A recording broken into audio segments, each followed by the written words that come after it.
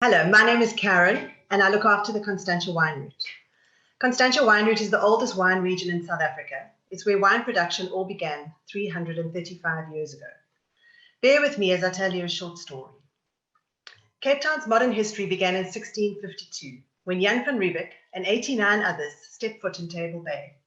His task was to set up gardens and to provide fresh produce and livestock to the ships passing between the west and the east. Within 3 years, he had also planted the Cape's first vines in what is now known as the Company Gardens. Barely 20 years later, it was Simon van der Stel, however, who would properly launch the wine industry in the Cape. Appointed as the Cape Colony's first governor, he also had training and experience in viticulture. After sending numerous soil samples from all over the Cape back to Europe to be analysed and ascertain the best location to plant vineyards, Van der Stel chose for himself a 2,400 hectare piece of land to start planting, calling it Constantia. The city's modern history all began with a garden that would soon start to produce some of the world's finest wines. Within a few decades, the Constantia wines were already being enjoyed by royalty and nobility and written about by the likes of Jane Austen and Charles Dickens. 335 years later, the wines of Constantia are still enjoyed around the world, a proud heritage of our country. An interesting point is that although Constantia is the oldest wine region in South Africa, we are also the smallest wine region in South Africa and the coldest wine region. Today, Constantia only comprises 10 wine estates, and the location, climate, and soils continue to be the perfect environment to grow vineyards and produce exceptional terroir-driven wines.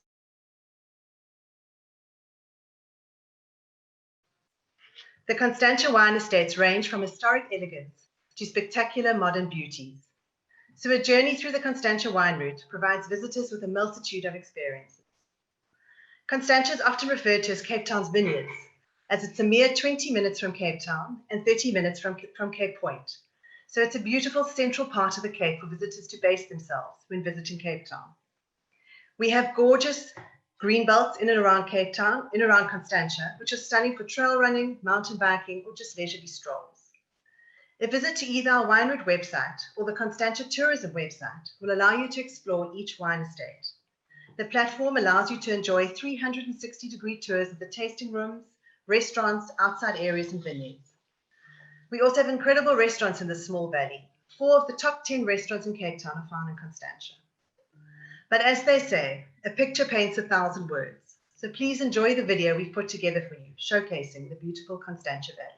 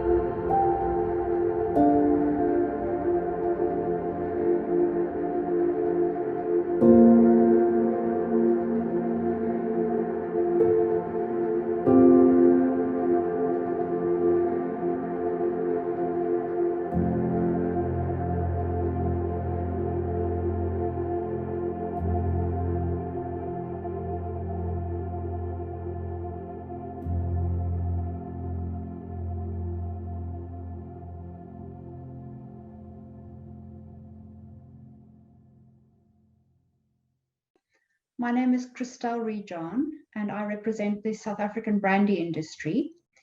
Brandy has been made in South Africa since 1672, and in fact, the first brandy in South Africa was made in Cape Town Harbour when a ship's cook actually boiled up some wine on the ship and distilled the first brandy. So we're very lucky to be linked to the wine industry in the Cape Winelands. And the brandy route is in addition to the wine route options that are available around this area. South African brandy is made from wine and then double distilled in copper pots and then matured for a minimum of 3 years in French oak barrels. So there are 3 parts to the brandy route. The first is the route around Stellenbosch, Paarl, and Wellington, where most visitors would normally land and go and visit. The second one is along the R62, starting around about Robertson and traveling all the way up to Oudtshoorn. And this is normally done over a 2 or 3 day kind of journey. And then there's the not to be missed area around Uppington for visitors who are traveling a little bit further out of the province. The visitor can expect to see how wine is taken from the tanks and then distilled twice, as I said earlier, in copper pot stills. Some pots, like Big Bertha at Oudtshoorn, it takes up to 23,000 liters of wine, so it's fascinating to go and see. And you'll also be able to see how an oak barrel is made by hand, toasted over open fires, and how the blending of brandy is done by our brandy masters. You'll be able to taste the various pot still and Cape brandies, many of whom have won prizes all around the world, including the coveted IWSC trophy of best brandy in the world. So please, for more information, follow my website on sabrandy.co.za, or you can mail me directly at christelle@sabrandy.co.za. Thank you. Hi everyone, I'm Karika Heidenrich. I'm from the Paarl Wine Route, and I'm going to tell you more about the Paarl Wine Route. We are the second oldest wine route in the country, and our essence lies in our food and wine offerings, our culture and heritage roots, our outdoor and adventure activities, and our beautiful natural surroundings. Paarl is situated in the Cape Winelands region of the Western Cape, and we're approximately 45 minutes drive from Cape Town International Airport. Less than half an hour's drive from Paarl lies Franschhoek and Stellenbosch. We are the third oldest town in South Africa. Fondly referred to as the Pearl of the Winelands, our town takes its name from the huge granite outcrop that stands proudly on the crest of Paarl Mountain. In 1657, this giant granite rock was noticed by Abraham Gabema, glistening in the sun after a rainstorm. He was searching for additional meat resources for the new Dutch immigrants at the Cape of Good Hope. He named the granite rock the Diamant and the Parelberg, which translates to the diamond and Paarl Mountain. Paarl Mountain was declared a national monument in 1963. Our town was established in 1687 and had the perfect conditions for farming, such as fertile soil and a Mediterranean-like climate. It was ideal for the planting of orchards, vegetable gardens, and vineyards. This has been one of the unique features of our wine route, the vineyards of wine farms that stretches right to our main road, and the producers' tasting rooms that are centrally situated. Our heritage route unveils the rich cultural history of our region. Our main road, at 12 kilometers, the longest in the country, is considered to be one of the best preserved historic streets, with many original buildings representing different architectural styles. One of the best ways to explore it is to take a walking tour whilst viewing the many fine examples of Georgian, Victorian, Edwardian, and Cape Dutch buildings. These historic buildings neighbour a wide variety of fine restaurants and coffee shops spread out along the main road lined with its old oak trees. Just like our wine route caters to a diverse market, so our food offerings also meet the standard, with choices ranging from traditional Afrikaans cuisine, Italian cuisine, Indian cuisine, and farm-to-fork offerings. As the second largest wine route in South Africa, we offer diverse experiences catering for individuals on a one-on-one basis, or a more streamlined experience for bigger groups, all keeping up with our Berlin tradition of hearty hospitality. We have got over 40 wine farms in the Paarl region and numerous small off-the-beaten-track wineries. I will mention a few of them. Besides producing authentic and distinctly South African wines, Painted Wolf Wine's special dedication is towards the conservation of African wild dogs and their natural habitat. Their beautifully illustrated labels pay homage to this endangered species. Mitres Edge is a family-owned boutique winery where they share family life with their dedicated team, their community, and their beautiful surrounds. Druk My Niet is a small 24-hectare boutique winery situated in a biosphere reserve. Their wines are produced in an environmentally friendly way, and sustainable farming methods are the order of the day. Under Oaks is a hands-on family farm on the northern side of Paarl with sprawling lawns, a farm dam, and a family-friendly pizzeria, which is housed in the authentic old wine cellar under big oak trees. Ridgeback is the ultimate spot to park yourself on their deck at their tasting room while overlooking their dam full of ducks and swans. Landskroon Wines, a fifth-generation family-owned winery, produce an exceptional port. They were the first producers to utilize the bottle shape, which has become synonymous with South African port. Only hand-picked grapes find their way into the Olsen Private Vineyard cellar, where wine is crafted in a small cellar and matured in oak barrels. Vendome is a real Paarl gem, steeped in history and tradition and producing quality wines since 1692.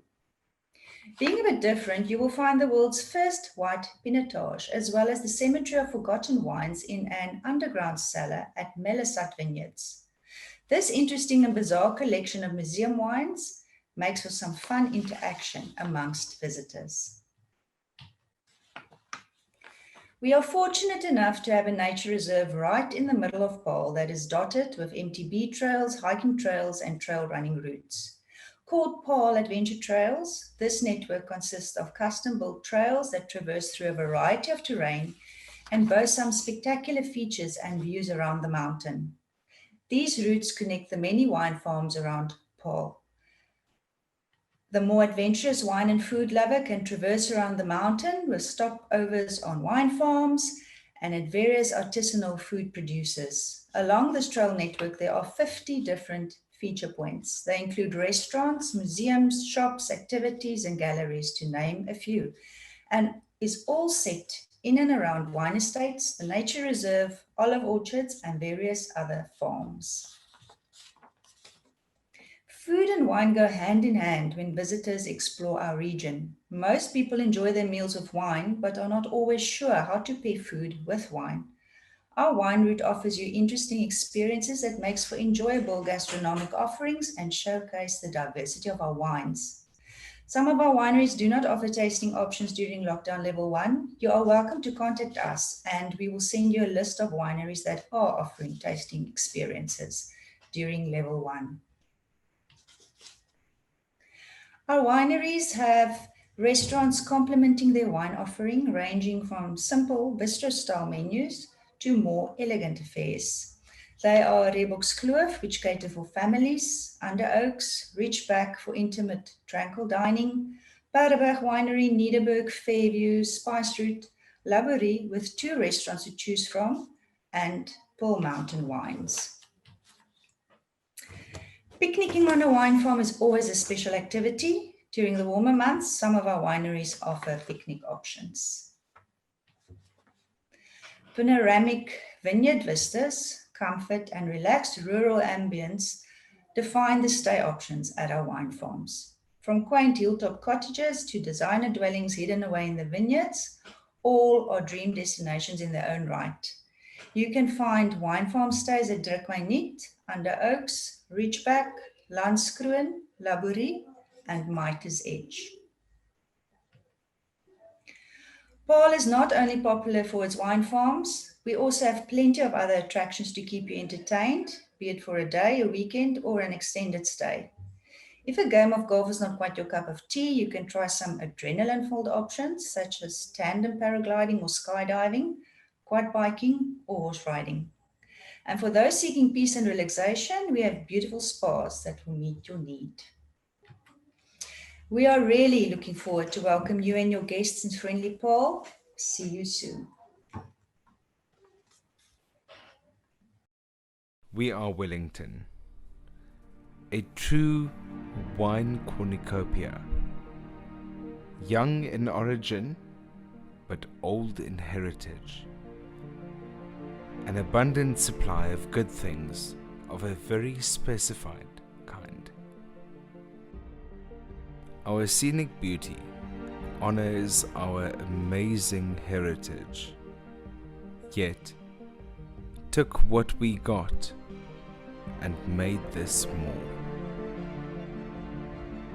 Between 1698 and 1699, the families of Bosman, Fourie, Retief and Milan found their way to Vallée du Charbon, the Valley of the Wagon Makers, as named by the Huguenots, later to become Wellington.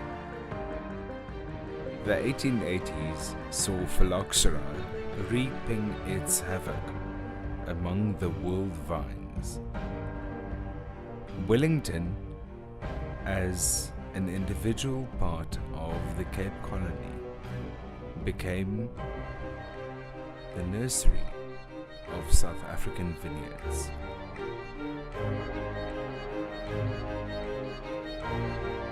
As the sought-after corner of the Cape winelands, allowing 60 cultivars, growth on a total of 3,600 hectares of arable land means that our diversity is second to none.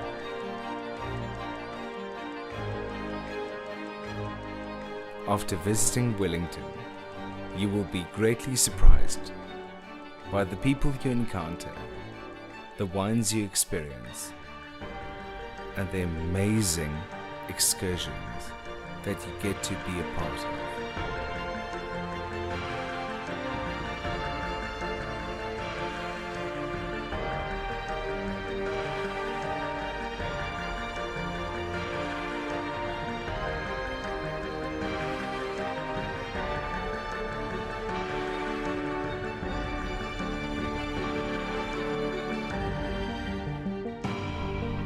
Experience Wellington.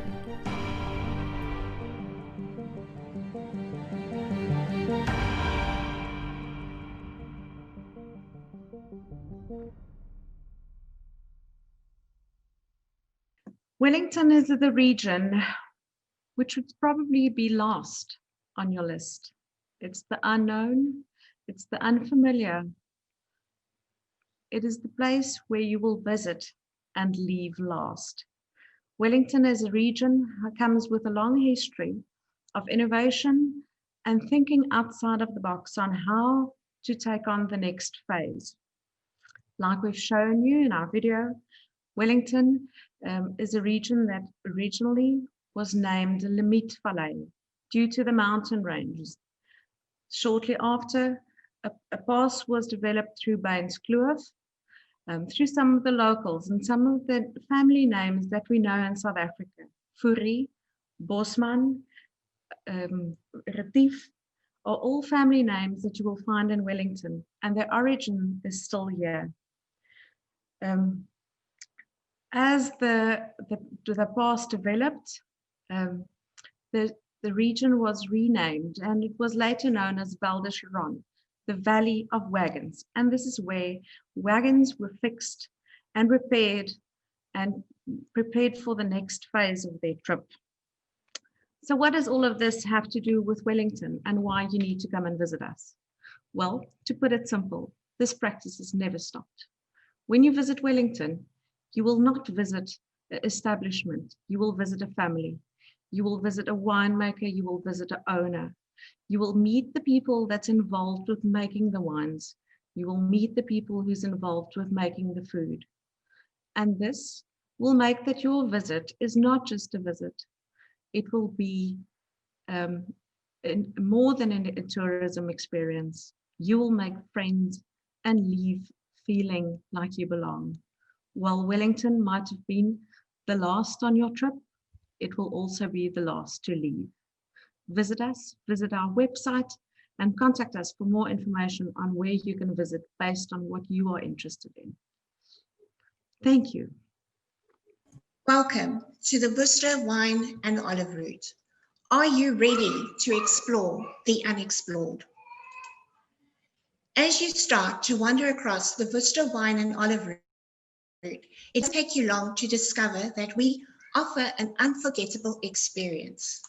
One which is rich with authentic old world charm, relaxed with a warm and welcoming country atmosphere. There is a reason why we are so graciously known as the Valley of Friends.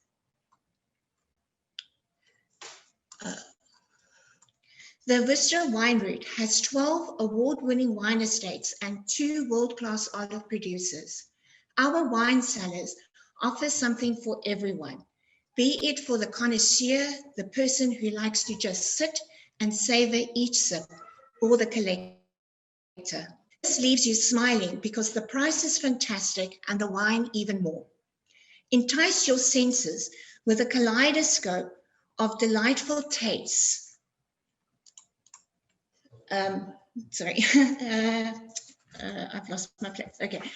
This leaves you smiling because the price is fantastic and the wine even more so. Entice your senses with a kaleidoscope of delightful tastes by enjoying the plentiful food and wine pairings, mouth-watering cheese platters, or indulge in a hearty meal at one of the numerous restaurants and bistros within our valley. Just sit back, relax, and allow your heart to be captivated by the natural beauty of Worcester. After a bountiful day of exploring the valley, how about staying over for a night or even 2 at one of the many romantic and luxurious accommodations? We have everything from luxury country living to rustic farm stays. Come enjoy the fresh air and exercise in the unique Worcester countryside. Our mountain bike and hiking trails offer the outdoor enthusiasts the complete package. We got great weather, breathtaking green valleys to open wide spaces, and don't forget those majestic craggy mountain ranges. Worcester has an MTB network of over 300 kilometers. This includes short routes for families, long scenic routes to keep you busy all day, and then there are those that challenges every single muscle in your body. The mere fact that Worcester has hosted the APSA Cape Epic 4 times is testimony in itself that Worcester has an opulent MTB route. Discovering the little hidden treasures within Worcester. Only 2 hours away from Cape Town, a killer private game reserve and spa offers you a Big 5 safari. You can choose your safari adventures in a vehicle, a horseback or quad bike, or even better, book a flight in an experience by helicopter. Surround yourself with the beauty of the exotic Karoo Desert biodiversity and enjoy the many tours offered within the Karoo National Botanical Gardens. Here you will find proteas, fynbos, semi and desert plants. The most popular time to visit the garden is during spring, when the annuals and the feihies are in full bloom. The garden is also home to the largest collections of indigenous succulents in South Africa. Escape the hustle and bustle of city life and enjoy the tranquil waters of the Breda Valley. Once again, sit back, sip on some fine wine around a late night fire and the stillness of the Breda River. Be it a team building event, a school holiday, or a day out, Bon Amanzi Adventures will offer you an unforgettable river adventure. Looking for something cultural? No worries. Worcester has a number of art galleries, for example, the Huguenotier and the David Reed Gallery. We also have the clay plot, where you can create your very own clay creations. On the Worcester wine route, we have a number of farm stores, which offers local tasty treats that is perfect for that Instagram moment. Every Saturday of the month, we have the Poor Burland Market, a local farmers market where you can purchase locally sourced fruit, vegetables, flowers, artisanal cold meats, cheeses, and much more. And then we have the annual Nay Valley Festival, an outdoor fun-filled family festival celebrating the end of harvest. We invite all to come and tuck into fine country food, sip on some award-winning wines, and enjoy world-class olive products. Listen to some live music, enjoy tractor rides, and experience the Nay Valley like never before.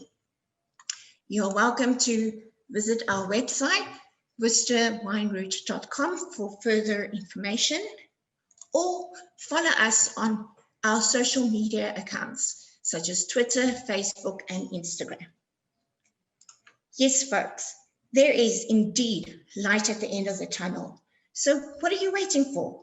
Come wander, explore, and discover the Worcester wine route today. Welcome and hello, everybody. I am Nikki Wallace, the chairperson of Elgin Grabo Tourism, and I'm really excited to be able to share a little bit about our Elgin Valley with you. So firstly, I want to answer the question, where is Elgin? And it's about 80 kilometers out of Cape Town, so it's an hour's drive, 40 minutes maybe from Cape Town International Airport. You just take the N2 out of Cape Town, you climb up Salaries Pass, and when you get to the top of the Elgin, or the top of Salaries Pass, the Elgin Valley lies in front of you. So we are a high inland plateau, as you will see from this picture that we're looking at the moment. We're completely surrounded by mountains. You have to come through a mountain pass to get us. There actually isn't a town of Elgin, although there is a railway station and a postal sub-agency, but our local town is Grabo. It's always a little bit confusing, but we tend to refer to the town as Grabo and the area as itself as Elgin. So we've got altitude. We're about 260 to 600 meters above sea level. And you might ask why I tell you this. And it's because you'll frequently hear us using the word cool climate wines, and for very good reason. So in viticultural terms, we rated number 2 on the Winkler scale. That makes us very cool, one of the coolest areas in Elgin. Our valley is often draped in cloud. And I have a very good picture here to show you. In fact, this is Iona. And this is Iona. So we experience this very cool cloud cover. When the southeast blows in Cape Town, escape to Elgin, we will only have a gentle breeze, but it does mean the tail end of that black southeaster cloud on the Hottentot Hollands Mountain hangs over us.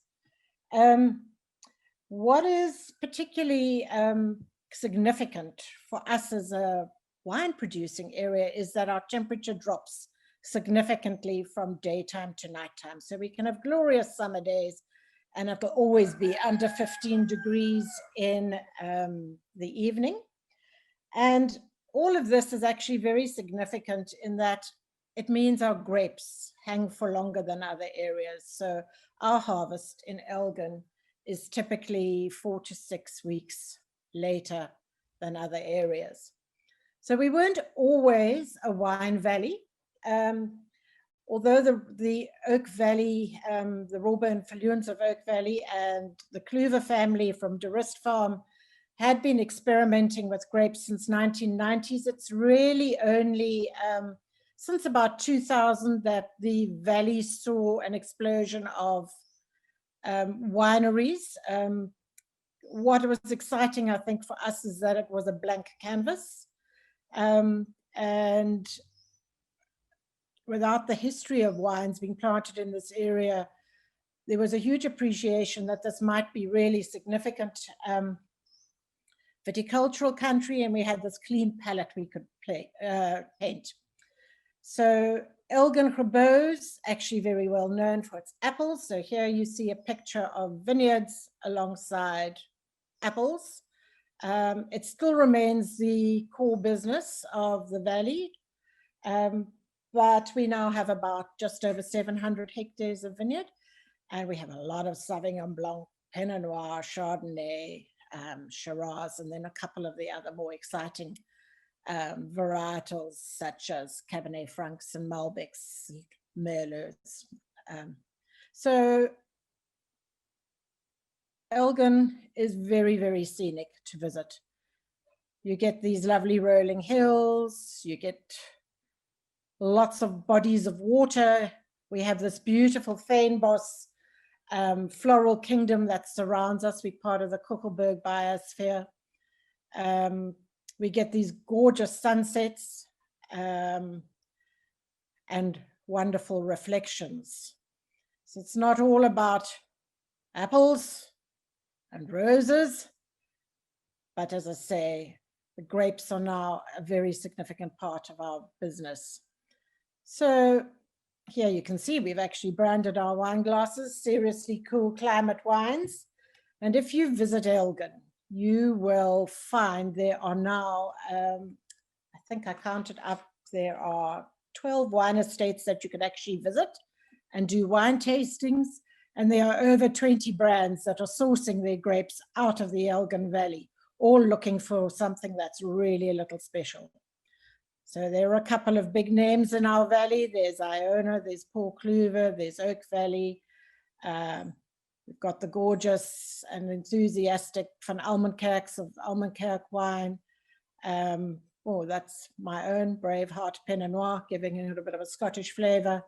But if you visit Elgin, you are going to be guaranteed of a really authentic personal experience. The chances are that the owner of the estate might do the tasting or will walk through and come and greet you. And what you will sense is the passion of the valley. Just understand that we've all chosen to be here because we believe this is one of the better areas within South Africa to grow grapes. So it's not all about apples. Vineyards are very important, and along with that comes a lot of agri-tourism. Visit our tasting rooms and you will have quite an option of experiences. You can do wine and chocolate pairings. You can do wine and quiche pairings at Elgin Vintners. A couple of the estates are looking at opening up new restaurants very shortly. That would be Paul Kluwer. I've got something in the wings. South Hill offer you a lovely charcuterie luncheon as well. Very, very pretty, very, very convivial and hospitable. And along with all the wine tourism, there's also a multitude of other opportunities. Probably best known in our valley is this mountain biking that's become massive. So there are mountain bike trails on Paul Kluwer and Oak Valley are probably the best known trails. We've got South Africa's very first bike hotel called Trails End, which focuses on biking. Before you come wine tasting, you might want to go zip lining, and this is a world-class experience up in our mountains. This is my nephew actually harvesting Hanepoort, where we have a Hanepoort harvest day. There's all kinds of team building opportunities, horse riding opportunities, getting in touch with nature, enjoying our floral kingdom. Victoria and Albert, those are the resident blue cranes that visit my part of the valley. Bass and trout fishing, lots and lots of things to do in the Elgin Valley, apart from just wine tasting. And of course, always a place to stay, being the hospitable people that we are. So many of the wine estates offer accommodation, or there's accommodation very close by. And of course, there's romance that always goes along with beautiful views and wine. And so don't forget, it's a wonderful wedding destination as well. The wine paired with the food offerings, paired with the outdoor activities, absolutely make it a wonderful place to come and enjoy a weekend, break away from the city, share happy times with family, get married, have some romance, propose, lots and lots of things to tick your buttons. And yeah, what can I say? I'm just absolutely convinced that I've chosen to live in one of the best places in South Africa. We'd love to share it with you. And this little pic to end up with just says, even our animals love it, and we hope we will leave you panting to come back for more. And good afternoon, everyone. Lana, thanks for putting this together. It's a great opportunity. So Agulhas Wine Triangle is probably the youngest wine grouping. It's not really a route as such, but the wine grouping within the wine routes of South Africa. We refer to ourselves as wine for explorers, harking back to the Portuguese that rounded the southernmost tip right at the beginning. Also, some of the first people who set foot in that region, and then also people from Cape Town traveling up the coast to explore the countryside and eventually start farming there. De Hoop, for example, the nature reserve was basically a cattle farm, and there's a lot of history. Alana, can you? Thank you. So I'm going to go through the elements of what makes the region special. It's quite far away from everything else. It's not really a day trip situation.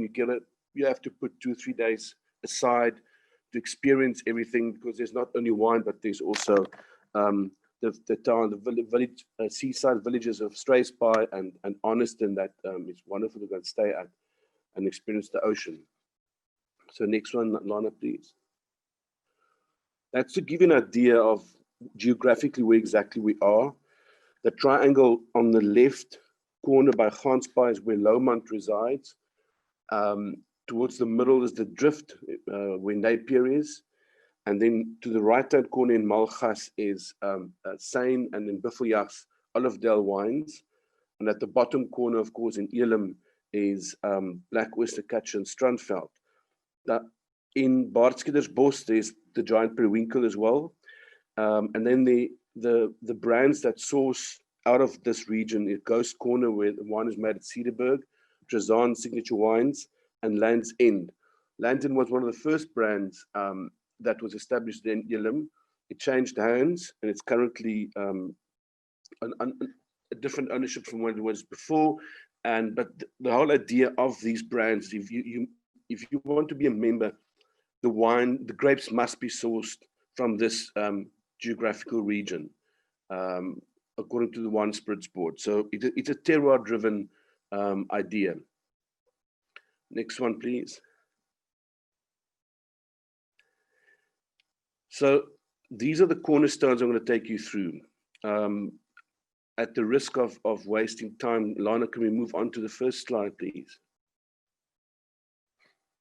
So what makes it unique is we've got the southernmost vineyards in Africa, in the Agulhas Wine Triangle. And as I said earlier, there's a lot of history that not many people know about. It's steeped in this region.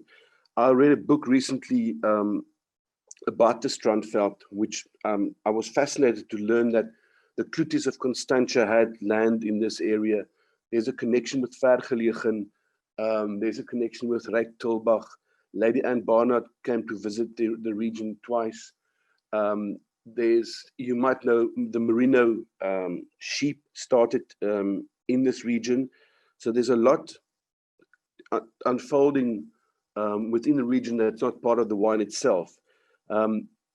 We also, can we move to the next one, please?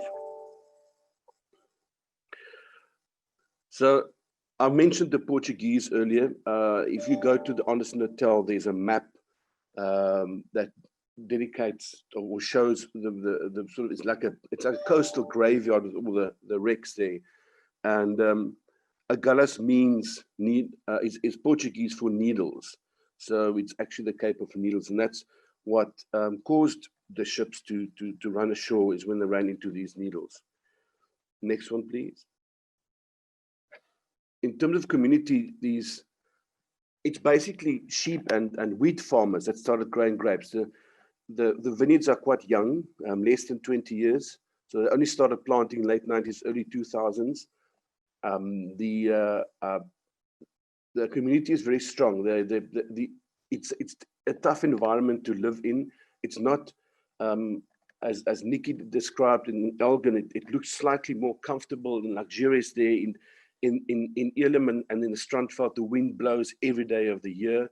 So it's not always the most pleasant experience, but it's very real, and the people stand together.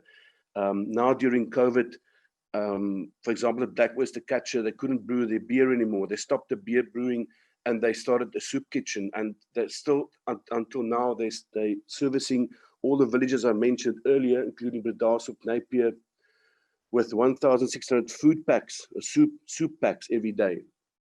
And then we don't really have a festival. There's one Agulhas festival a year, normally November. This year we decided not to do it because of obvious reasons. So we're going to do something in Anderson and Agulhas during the festive season. Next one, please. There's a strong feeling towards the environment. Each farm is involved in some form of conservation project. The buffalo here was reintroduced during the last 10 years. There's also hippo in the Nuviaserrivier environmental special management area. And this offers an opportunity for game drives as well. So you can book a game drive to go and see these animals, which is part of a group effort from the farmers in the area. So about 24 farm owners have given 40,000 hectares of their land cumulatively, which is basically wetlands area, and it's a paradise for bird lovers. They are still actually discovering bird species now that they thought have disappeared, but they are now discovering as people come that are interested in bird life. And then, of course, climate change. I think there's a movement from in terms of viticulture within our country, and I think it's in the future this area towards the west, towards the east of the center is going to be the sensible place to plant vineyards. But it is, as you can see, the soils are very poor. It's a tough area to make wine in and to grow grapes. But the wines are very unique, and the flavor profiles are different from other regions, and that contributes to the soils, and the weather contributes to that, of course. The next one, please, Lana. And then the wine growers, they tend to refer to the wines as elegant and refined. The variety that do best at the moment is Sauvignon Blanc and Semillon. And strange enough, Syrah and Grenache is showing very well, which was quite a surprise for everybody, but the wines are quite beautiful. And next one, please. And to come back to the wines, in terms of tasting rooms, there's only tasting rooms at Lomond, Giant Periwinkle on appointment only, Black Oyster Catcher, Strandveld and Seine. Accommodation would be Strandveld and Black Oyster Catcher in Elim, or you can stay in Bredasdorp, Anderson or Struisbaai. And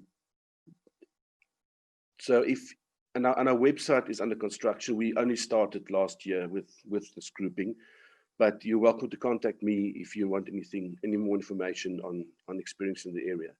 We're working on projects like an Agulhas Wine Triangle hike that includes part of the Whale Trail. So these are all projects that's going to run next year. Thank you very much. Good day, everyone. I'm Jolene Jansen van Rensburg. I'm the manager of the Swartland Wine and Olive Route. Today, I'm just going to take you through a short presentation on the Swartland region, and please contact me afterwards if you have any questions. I will obviously not be able to go into too much detail, but my contact details will be on the last slide. Where's the Swartland? The Swartland Wine and Olive Route is basically north of Cape Town and stretches along the N7, with the main business hub being Malmesbury. We are situated, or Malmesbury is situated, about 67 kilometers from the Cape Town city centre. Other towns included is the Riebeek Valley, which is of course Riebeek Kasteel and Riebeek West, and the furthest north would be Piketba. It also includes the Paardeberg region. The Swartland is named the Swartland because of the indigenous renosterbos that grows here. It is almost extinct. There's only a few patches here and there on the highest mountain slopes. And this is a little photograph of what it looks like. So in summertime, this shrub turns a very dark gray, almost black color. So in olden days, you can imagine the whole Swartland was covered with this, and it literally looked black. And that's where the name Swartland comes from. The wine of origin district of the Swartland is one of the largest appellations in the Western Cape. Our vineyards are mostly around the foothills of the mountains and of course spread along the banks of the Berg River, mainly planted with bush vines, although trellised vines also occur, especially in the Riebeek Valley area. There's also a lot of new plantings of bush vines and a lot of work going into that. A number of our farmers belong to the Old Vine Project, but there is also a need to keep on planting bush vines for the future. The soils of the Swartland is very special. It's mostly derived from granite, and then you have your deeper soils along the river fronts, or the Berg River specifically, and also your schist soils that are found around the Kasteelberg mainly. The Swartland is known for its personal touch. You are bound to meet the locals when visiting the Swartland, whether it's at a farm stall, at an olive producer, at a restaurant, or at a winery, and chances are that you will actually meet the maker or the owner of these establishments. We have some very well-known winemakers, and some of them are called mavericks, and we're known for our colorful characters and our stoop stories and quirky eateries. The Swartland also boasts some olive farms. The first olives were planted in 1986 on the farm Kloofenberg. We have quite a few olive producers, the main ones being Hetvlok Kasteel, Kloofenberg, and the Olive Boutique. The olives in our area, also the taste of the olives and olive oils in the area also speak to the terroir of the region. The Riebeek Valley is of course known for the Olive Festival that usually takes place in May. Outdoor adventure activities, there's plenty of outdoor adventure activities to be had. You don't have to be an expert adventurer to come and enjoy the Swartland. So we've got hiking trails. Some of the new hikes would be the one at Pulpit Rock in Riebeek West, and at Fynbos Estate in the Simons Nature Reserve in the Paardeberg, and of course Piketba. Bird watching is a very popular pastime. There's also skydiving and paragliding for those who are a little bit more adventurous. And then of course there's lots of hiking trails as well, specifically on top of the Piketba area. And there's also the Amarida 100 miler. That's an event that takes place in Malmesbury every year. Culture and heritage. The area is very rich in culture and heritage. This is an old Victorian double-story house in Malmesbury. Malmesbury is basically the oldest town in the area, and there is a Malmesbury heritage route and the Piketba heritage route, which covers most of these old historical buildings. We also have a very interesting wheat industry museum in Mariatsburg, which is one of only two in the world that focus specifically on the wheat industry. and several other art galleries and studios in the smaller towns, such as the Riebeek Valley area. In terms of food and wine, we have about 28 wine and olive producers that are members of our route. There is some of them that are only open by appointment. Some of the interesting ones, I'm just mentioning a few here, is Schenkfontein, which is a farm near the town Eendekel that have open Saturday events, and also Badenhorst Family Wines in the Paardeberg. Orterak offers an MCC and oyster pairing as well as chocolate pairing. And then, of course, our olive producers, Klovenberg, Headflock, and their olive boutique. Alles Florence got its own restaurant, which is the only winery actually in the Swartland that boasts a proper restaurant. But most of the cellars in the Riebeek Valley area are so situated so close to town, and there's numerous offerings in the town as well in terms of restaurants and food.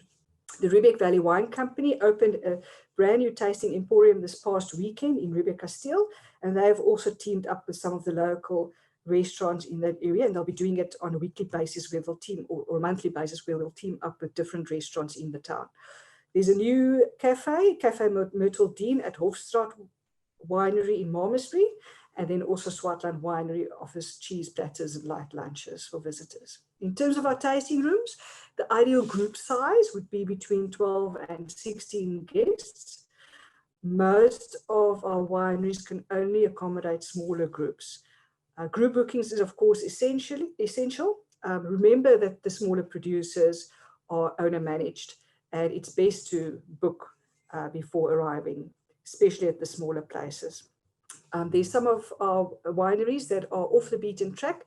There's a wine shop in Riebeek Kasteel called the Wine Collective that actually stocks most of the wines from the smaller producers, and people are welcome to pop in there for a chat to the owner and tasting of those wines. Some of the events, upcoming events in our area is the Riebeek Valley First Fridays. The first one actually kicked off on the 2nd of October, and that was a whole weekend event. So this will take place the first Friday of every month.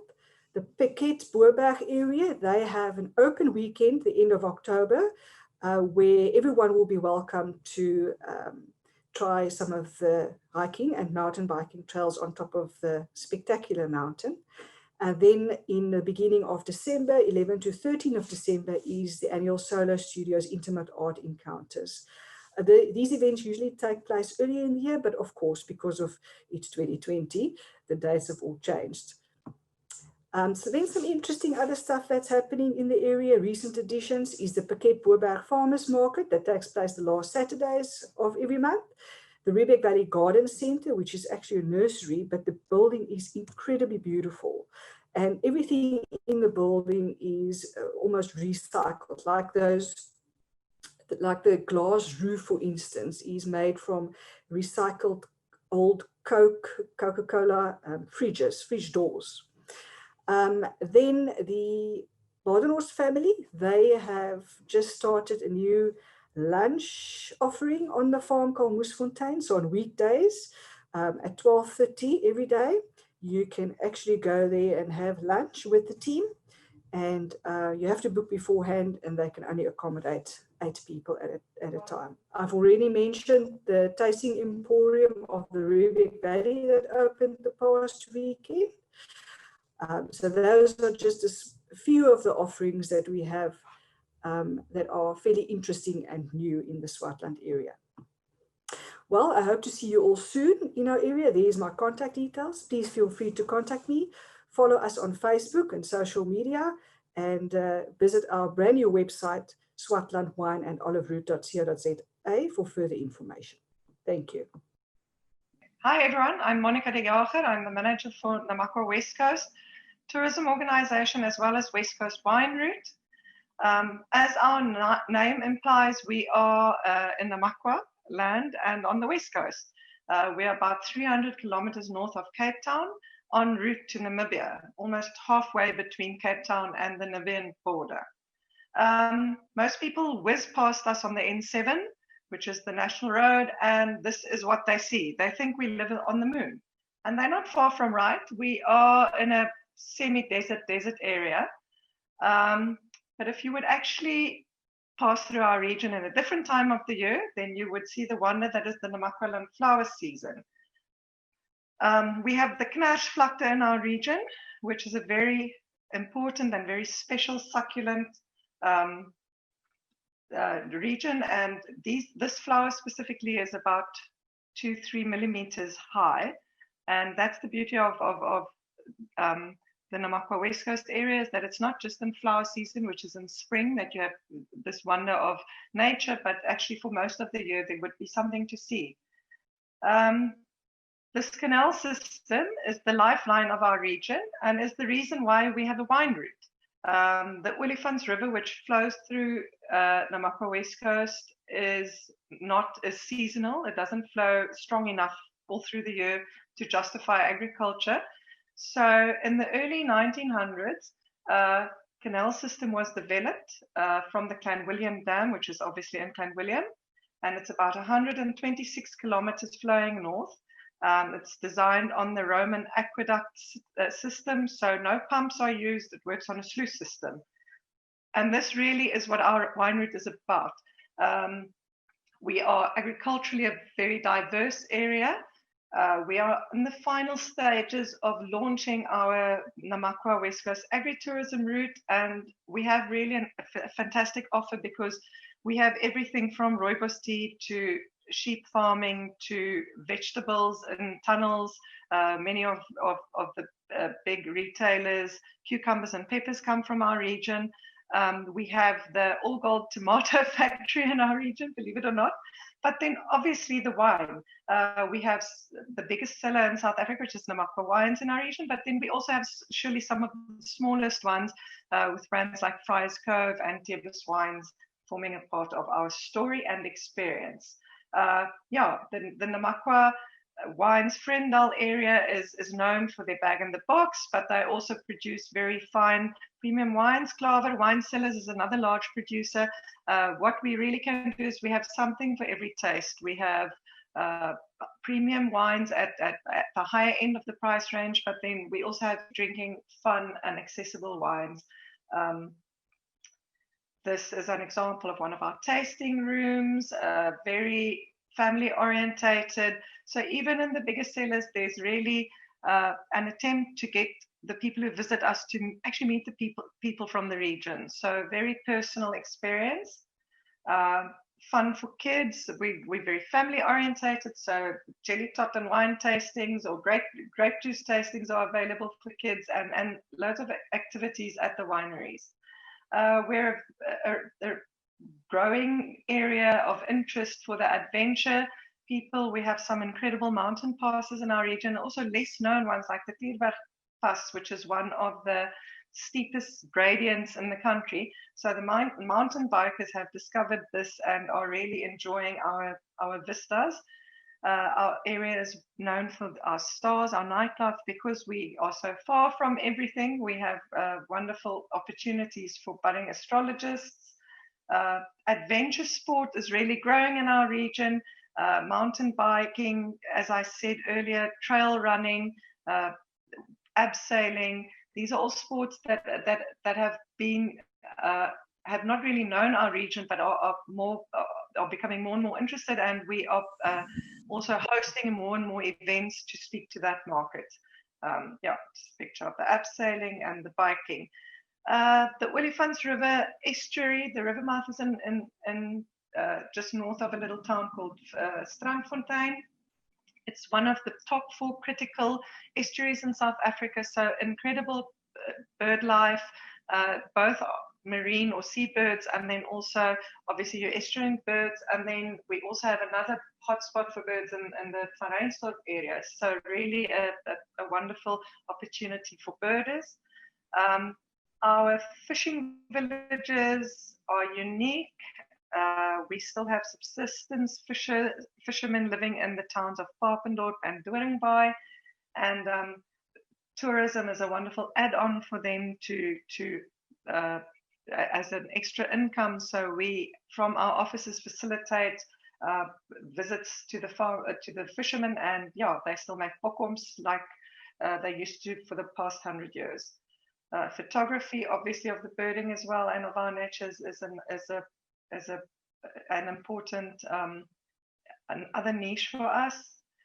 4x4 outdoors, generally, we have one of the last stretches of coast which are still wild and are still open to the public. So especially north of the Olifants River mouth, there are still parts of land and coast available where people who want to do 4x4 camping can come and yeah, basically just pitch your tent on the coast and enjoy the nature that has really been untouched.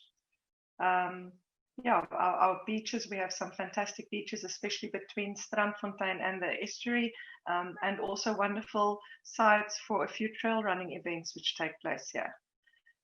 Culture is very important to us. The Griqua nation have one of their strongholds or their important places at Griqua Ratelgat, which is just north of Van Reinsdorp. And the reel dance is something which is still practiced in many of the schools in our area, and also something which we actively promote as a part of the culture of the Namakwa West Coast. These are the subsistence fishermen in Doringbaai, and we are busy with some exciting projects to start a fish market, which hopefully also will be coming off the ground early in next year. Our people are interesting. They are characters from far and wide. I think the one thing that would stand out for me about our people is that what you see is what you get generally. They call a spade a shovel. But yeah, down to earth, honest, hardworking people with a story to tell. Yeah, that just adds to that. And here are my contact details. Please feel free to contact us. We are really looking forward to seeing you in our region. Thank you. Okay, so welcome to the metropolis of Bottrava.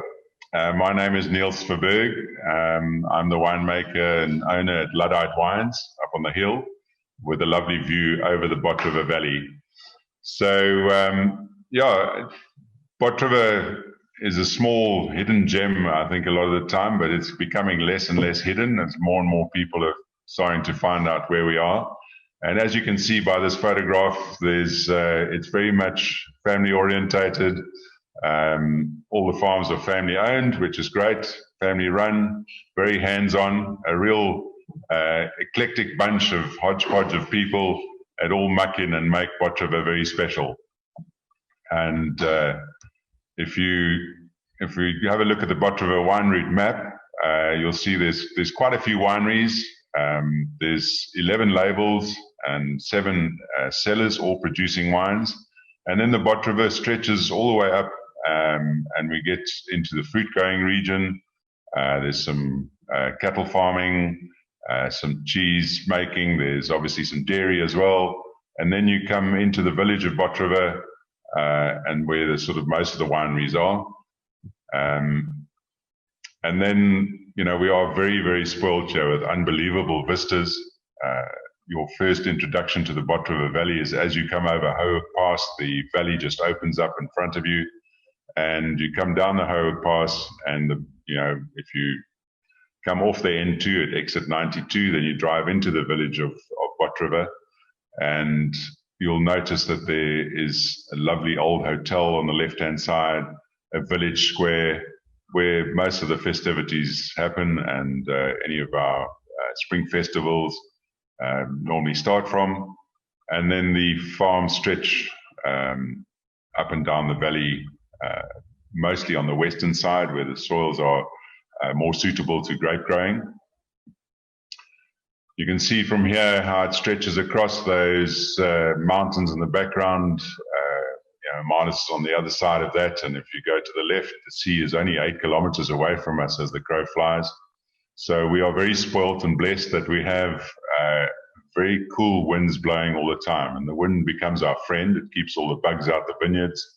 It keeps everything nice and healthy, means we can farm a lot greener than most, and that really is an advantage in the Bottrava Valley. So that's the other side of the valley. You can see how it sort of stretches, you know, both on the Cape Town side or the Howick side, and then on the Mana side, and the valley then runs all the way down to Sandown Bay, where all those lovely cool breezes start coming in from, especially in the afternoon on a warm afternoon in summer. As the hot air rises, so it pulls in that cold air off the cold sea and keeps everything nice and cool. Big advantage of that, obviously, is that we have this lovely long hang time. Our grapes ripen slower and therefore a lot more balanced when they come to the cellar, which means we don't have to fiddle too much with them in the winery. There's a couple of vineyard shots, just in different aspects, but also nice to show the soil types. We generally cross through the valley, have this Koa-Bokkerveld shale. It's sort of a shale on a clay base. Very cool soils, hold water beautifully. And then some areas you'll get a little bit of, you know, once you go higher up the slopes, you get Table Mountain sandstone. But generally speaking, suited to mostly red because of those lovely cool soils, rich soils. And those, you know, those soils stretch all the way down the valley almost towards the sea. Nice family pick there as well, and some very vigorous vines there. But if you can see in the background how dry it gets in summer in Bot River, as I say, that wind is certainly dries everything out, but it certainly helps keep everything healthy. One of our newer, this is a fantastic vista from a Naisbos, a lot of new vineyards. Instead of being trellised down to bush vine, this is a Grenache block. And again, you can see in the background some nice cool weather coming in on that photograph off the sea. This is a photograph of the sort of taken down the valley, sort of from Luddite over Beaumont and then over Wildekrans and Paardenkloof right in the background. And as you can see, that cloud bank in the background is the wind that's coming from off the sea. And then you've got the village on the right-hand side. So very attractive valley, very exciting. Beauty of Bot River is that everybody knows everybody, and we can all work together and move in the right direction and make better and better wines as we progress. Of the cultivars that we have that have been successful in this area, Chenin Blanc, I think there are very, very few competitions where Bot River Chenin Blanc doesn't come to the fore. So there's some really nice old Chenin vines planted in Bot River. Beaumont has got vineyards over 40 years old. And just catch my phone quickly as well. And yeah, so Chenin has always done well historically here, Pinotage as well. And of late, there's been some plantings of Shiraz, some more Grenaches coming in, quite a few Rhone varietals. And then Sauvignon Blanc, once you come out of the valley floor and go up towards the sort of mountain slopes where the climate is a bit cooler, then it's more suited to Sauvignon Blanc. So a valley that's quite versatile, but I think over time we'll probably end up sticking to 4 or 5 different varietals and try and fine tune those over the years. This is a picking of the Grenache vineyard. And again, you'll see how dry it looks in January, February. But again, keeps all the bugs away. Just another shot. Obviously, most of the wine farms here are small. Everything is hand-picked. There's no mechanical harvesting, which provides a lot of job creation, which is sorely needed in all our villages, I'm sure. The winemaking, you know, we've got some very, very old cellars, so a lot of traditional winemaking. And then if you go up towards Gabrielskloof, one of the newer wineries here, a real modern facility, a lot of stainless steel as well. And so a good combination of old cement tanks in the older wineries and then the modern ones. So all the winemaking techniques across the board, a lot of skin contact now on Chennons. And this is a photograph of the lovely load of Chenin Blanc grapes coming into the cellar. Another cellar picture, quite a rustic cellar, barrels everywhere, and yeah.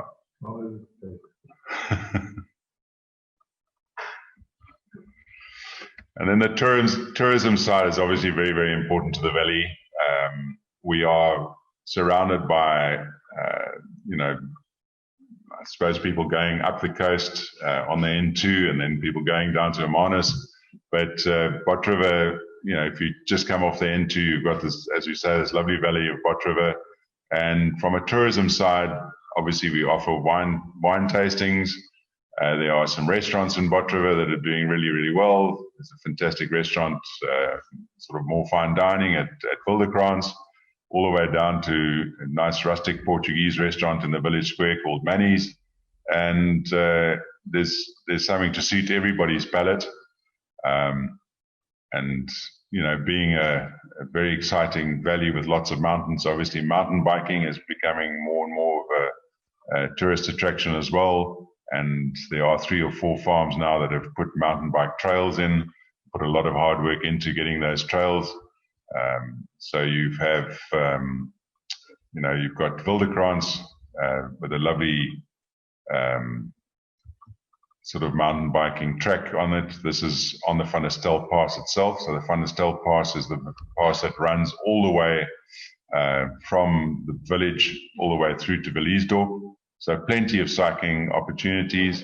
And then you can go all the way up the other side of the valley to Paardenkloof, which is part of Ecology Wines. And they have a lovely restaurant there as well with a petting zoo. So for kids. And yeah, I mean, there is something for everybody, and that is very, very important from our side. And then we are quite blessed that down the Van der Stel Pass, we've got a lot of accommodation, beautiful eco cabins and sort of small hidden away little cottages where you can almost, you know, just be at one with nature. This is one of the new pods that are at Call. They're busy all the time, as you can see. This is quite a spectacular pod, which is just sort of almost perched on the hill, but blends into the countryside beautifully. And you can really, really get away from everything in Bot River. I think that is one of the biggest pluses. We're close to a lot of villages and towns, and only an hour and a bit from Cape Town. Yet when you're in the Bot River Valley, you can have views with no houses or anything, no other people in your sight. So you can really break away and get away from it all. This is a view down down to Wildekrans, down to their restaurant, and in those hills in the background is quite a comprehensive backpacking. I mean, not backpacking, mountain biking trail, which has been put together by Bram Gericke. They've also got accommodation there. So most of the farms have got accommodation. And on the farms, as well as if you go further up the valley towards Call, there are many different options. And then our famous old hotel, which is probably, I would say there's more stories coming out of that hotel than most around the world. There's a lot of character there. It's got a very famous bar where people have got stuck and sometimes never escaped for a whole weekend. And yeah, quite a place to go and visit. And again, those vistas, I mean, this is, you know, all the beautiful canola fields, quite spectacular. And that is the Hoek Pass in the background. So that's where you would come over and see these magnificent vistas. We've made quite a commitment to putting back into the village. And one of our big events is the Barrels and Beards. So once a year, we have a beard growing competition between the winemakers. It's become a bit more than just a beard growing competition. It's become a real function that you don't want to miss. A beard show where every winemaker has 3 minutes to do a skit on stage. And we have 400 people seated for dinner and wine tasting out of barrel. So a huge celebration and an auction coupled to that, all in the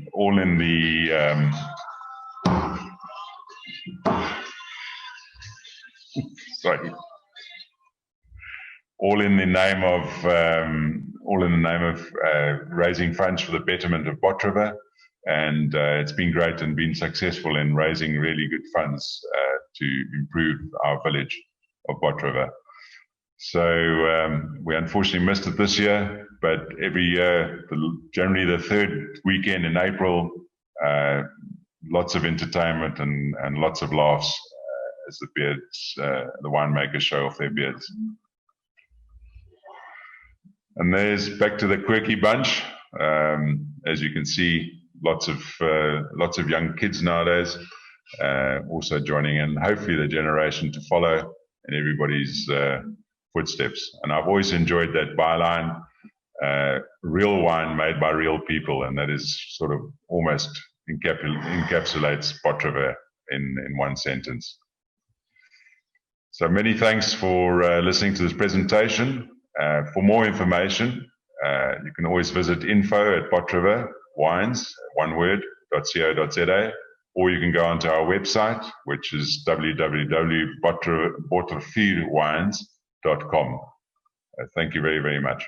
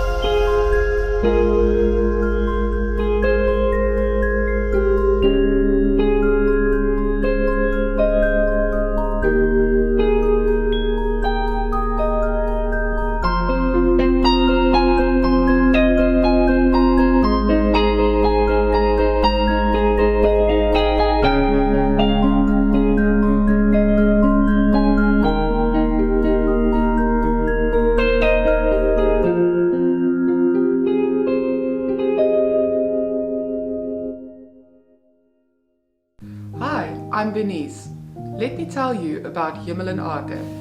Rightfully has it got its name because so high are the hills which closely embrace the valley all round that they seem to touch the sky and you cannot see anything but heaven and earth.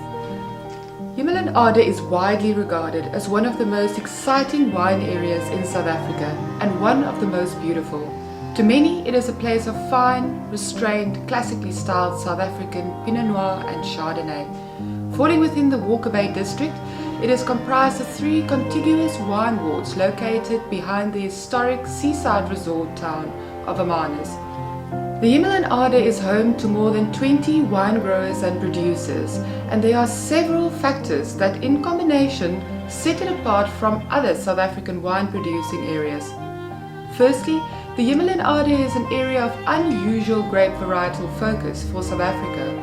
While there are highly sought after wines made from a number of different cultivars, plantings are overwhelming made up of Pinot Noir and Chardonnay. Secondly, there are no large volume producers and production on average is small and very high end. In terms of the number of trophies, classic scores, gold medals and 5-star ratings per case of wine produced, the Hemelenade is unmatched. Thirdly, the properties are almost all family owned and operated by the families that pioneered them from unplanted ground. Unusually close proximity to the cooling influence of the South Atlantic Ocean and more southerly location than traditional South African winelands makes the Himalayan Ade one of the coolest, most maritime wine-producing areas in the country. With the reclassification of the Walker Bay as a wine district in 2004, the way was opened for producers in the district to create their own more relevant wine wards with the assistance of a committee of soil specialists and viticulturists. 3 wards were created in the Himalayan Ade area.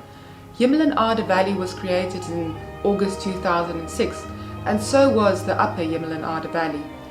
Himalayan Ade Ridge was created in June 2009. These 3 appellations have the beautiful seaside town of Hermanus as their service centre and are aligned along the scenic Himalayan Ade Road, R320, as you leave Hermanus towards Caledon, in the above order, with the nearest being 1 kilometre from the turnoff and the furthest ending 18.2 kilometres from the turnoff. Along the R320 Himalayan Ade Road, you are treated to our boutique winery tasting rooms, all bursting with magnificent views from the different angles in Himalayan Ade. As you climb the meandering road, you will taste your way through the distinctive characteristics that each appellation brings to the glass. Pack your hiking boots and mountain bike to experience the scenic trails along the untouched Fynbos reserves, discover fly fishing with a glimpse of the ocean over a dam's edge, and, if all of that makes you tired, relax in the champagne air from one of the beautiful accommodations in our area. In 2019, Hermanus and its surrounding areas received UNESCO City of Gastronomy. Contributing to this honourable accreditation are various farmers from the Himalayan Ade, producing the highest quality fresh produce around. Many of our winery restaurants receive the bounty from the neighbouring farms and produce honest, beautiful food that complement not only the wine but the incredible views too. Guests are spoiled for choice, from easy sharing platters and casual dining with the family to one of South Africa's top wine and food pairing experiences. Each year our efforts culminate in showcasing a celebration of Himalayan Ade Pinot Noir. The prestigious Himalayan Ade Pinot Noir celebration takes place over 2 days, treating guests to true Himalayan Ade hospitality while tasting through some of the finest of our wines with the men and women who so carefully craft them year in and year out. In combining the rich gifts of nature and our unique terroir with the considerable skills of our dedicated wine producing farms, Himalayan Ade strives to award the lover of fine wines.